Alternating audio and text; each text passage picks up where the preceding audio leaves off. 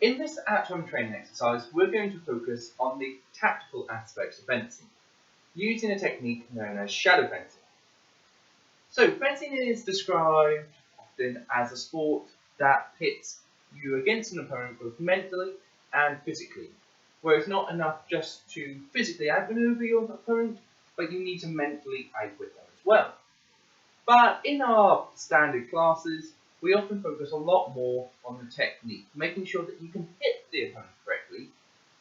But seeing as we can't really be hitting anyone in our state of isolation at the moment, we can now spend a lot more time focusing on the tactical aspect. The why are we doing certain moves, and if we do one thing, what will our opponent do? So in essence, this is looking at for every action that we can do, our opponent can make an equal and opposite reaction. Now for shadow fencing, you can do this either with a sword or without a sword. So it's clear on the video, I'm going to demonstrate with a sword to start with, but at the end I will demonstrate what it would look like if you haven't got your own weapon. So this is an exercise that everyone can take part in. What you will need, however, is space, especially if you're going to use a sword. So if you're using a sword, once again, make sure people know what you're doing wherever you are, so nobody walks in and gets hit accidentally. If you've got a garden space with a safe level surface, not something you're going to slip on and hurt yourself, then you can use the garden. If you've got a corridor, just enough space in your house to use where you're not going to break anything, then you can use that space as well. Just again, make sure people in your household know what you're doing. So, most of us aren't going to have 14 meters of free space to recreate a piece, so much of this is just going to be looking at from a lunge. If you've got the space, you could try and put in a step lunge distance, but most of this will look at the lunging distance. I'm going to be demonstrating using a foil because it's my main weapon, but you can do these exercises with the épée or saber as well. One thing, however, if you are going to do this exercise with a saber in hand, do be aware that saber will need a bit more space than foil or épée due to the cutting action of this weapon.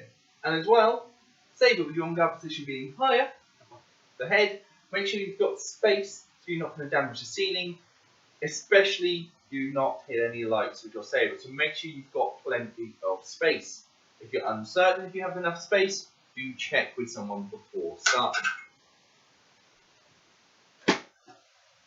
So the concept of shadow fencing is going to look at you as the fencer trying to hit your imaginary opponent. So this is a mental exercise where you're going to have to try and think of what your actions will look like to your opponent and how they might react to them. So as an example, we're just going to look very simply to start with. You're in your on-guard position and you simply attack your opponent with a direct lunge, like so. Now there's a few things that your opponent could do to this situation. The opponent could choose to step back, avoid the hit. They could stand there and take the hit, which would be ideal for us as an attacker, but more likely they're probably going to try and take a parry and then riposte and hit you back. So it's very rare that a simple direct attack from a lunging distance will work. If we attack them, they're likely to parry riposte us. Now, understanding that our opponent is likely to parry riposte, we can be prepared for that. So we can be prepared as soon as we feel our blade get parried, we're then ready to first counter riposte our opponent. So this time, as I attack my opponent, they'll parry, but I can score with the first counter riposte. So as follows: the attack comes in, first counter riposte. Now I can begin to understand what my opponent's thinking and try and control them, try and set them up for the actions I want them to do to take advantage of that. So one example is that I can go now, start the attack off exactly the same. Let them think that they can try and score with their first counter riposte. So from our on-guard position, this time, instead of doing a direct attack, I'm going to do a compound attack, a feint disengage. So I'll start my attack, disengage, to avoid the parry. So for my opponent, what they see the attack starting, it's coming towards them, they go to parry, however I've disengaged and now hit them with my compound feint disengage. So we've now seen two different ways our simple attack can be used to score a hit against our opponent. But the importance of shadow fencing is your opponent always needs to be better than you. They need to push you. They need to be smart. They need to react. There's no point having an opponent who lets you hit them every time. So if you score one hit against your opponent, they've learned how to deal with it now. They will always have a reaction to whatever you're doing. So in this example, if I'm going to try and hit my opponent a second time with my feint disengage, so I do my feint disengage, what they're likely to do is take a successive parry. First the parry of cart, successive cease. So what it looks like for them, the attack comes in. They go to parry, I disengage, they take a second parry, so their successive parry of cease, and then they go and riposte and hit me. So, how do I as a fencer not let that happen? So the way that I could look and approach this is I could go back to my first counter riposte again. So this time I'll do my feint disengage. They, however, get to parry me, but this time I'm going to try and parry their riposte with my counter riposte. So we have our feint disengage, counter riposte. Hopefully I hit. However, that is me presuming I know exactly what my opponent's going to do, and they're going to be slow with their riposte. If I'm that fast and going to my counter riposte, chances are I haven't committed fully to actually trying to hit them, so it means we probably haven't needed to take a successive parry. So I'm not just going to be able to go from my compound attack straight to parry and riposte my opponent. I need to give myself time. To give myself time, you need distance. To give yourself distance, simply recovering can be enough. So we're now at the stage where our opponent can score against our compound attack with successive parries. That allows them to riposte and hit. But I need to make sure I give myself time to deal with their action. So this time, I know my opponent can hit me with that successive parry. I'm going to let them get that successive parry. I'm going to react differently. Give them the situation they want to see and then change it to benefit myself. So my attack will start, once again, with the compound attack. From there, they've done their successive parry. As soon as they've parried my blade, recover. As I recover, take my counter riposte, and then I can try and hit them. Might seem good, but a few of you might have noticed there's now an issue. Previously, I was lunging in to hit my opponent. Now I've recovered. I can no longer hit my opponent. So this is something you have to constantly think of when you're shadow fencing. What is your opponent doing and where are you in relation to them? It's an exercise designed to make you think about every action you do, how it looks to your opponent, and what you need to do to overcome any situations. So, the obvious way to overcome my shortfall is to now lunge in with my riposte. So the exercise now looks as follows, starting with a feint disengage compound attack, recover back to my on guard position, taking the parry, and then lunging in with my counter riposte. But as I step back, as I recover, that gives myself time to take this parry. So it slows down my eventual counter riposte. Which means my opponent, who stood here, taken their successive parry, gone for the riposte. I've now stopped them from hitting me. They could well stand there and get hit. But they could also then realise that their riposte has fallen short, so they're going to step back and take another parry to try and defend themselves. So, it all depends on what the opponent does. Do they stand still? Do they think a successive parry is enough? Do they have distance to move back? Lots of different things that you could start to think of and start to set up the situation. If they are stepping back, then you need to do a compound riposte. So we've now got a situation which is starting to get too complex. you've gone from the attack has came in first, feint, disengage, compound attack. It's been parried with a successive parry by my opponent. I've recovered back to my on guard position to take my counter riposte, which I now have to deliver with another compound action. That's a lot. So if I do this in full time, I'm trying to look at going like so, making sure I'm not putting holes in my wall. So this is now when you've gone too complex, trying to set up a scenario where you're doing that much. It's not impossible, but you've gone too far. You don't, when you're shadow fencing, want to make this long drawn out phrase of back, forth, changing. You want to try and make it nice and controlled. You want to be able to score a hit very simply. The idea of this exercise is to think, how is the easiest way to get around my opponent? So you can build it up and up and up, and that will help refine the sales technique, but it's not going to help you score points. By chance, you might score something like that on the piece, but most hits scored on the piece are done with simple actions. So if you find yourself going too complex, go back to the original problem.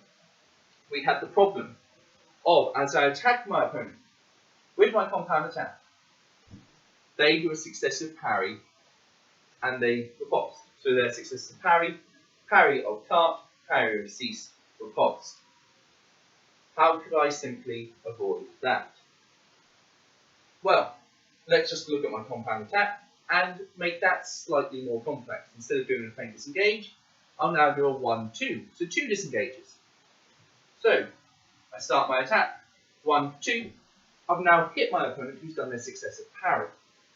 What it looks like to them, the attacks came in, they go to parry, I disengage. They go to do their successive parry, I disengage, and I've hit them now. So, that was a simpler way to answer that solution. The first way I've demonstrated wasn't wrong, but it becomes far more complex. But when we're fencing, we don't always see the clearest answer. So what shadow fencing is allowing us to do is to work through what happens. How can I score this action? Is it likely to succeed? What's the risks? You're trying to analyse both yourself and your opponent. The benefits of doing it this way, you've got no risk of losing the fight. No one is literally there to hit you. So it allows you, when you're actually in a bout, especially say a close pull bout or in a DE where you're behind, to try and analyse what you're doing. Why is it not working? See what you're doing, more importantly what's your opponent doing to what you're doing. Sometimes you have to give up what you feel is your best action. And then it can just keep progressing from there. So I've now defeated my opponent's successive parry with a 1-2 compound attack. There's ways that they could defeat that. They could simply take another parry. But it's unlikely they'll be able to stand still, so 1, 2, 3 parries before I've hit them. So chances are they're trying to get through this. They're going to change the parry they're going to do, make it a wider, sweeping, panicked parry, or they're going to take a step backwards. So we'd have the situation of 1, haven't found it, 2, 3, found it this time, in with my riposte. Potentially they'd be a bit too far away, potentially they'll lunge in with their riposte. So you can then start looking at different things around that scenario. You could go back to the first counter, letting them get that parry and then swarm with your riposte. You could change the initial delivery of your attack. Instead of starting your lunge from your on-guard position, you could step in, disengage, start the lunge, 1, 2. So there's multiple different ways that you can change the scenario. However, one of the best things you can do in shadow fencing is not to keep doing the same action.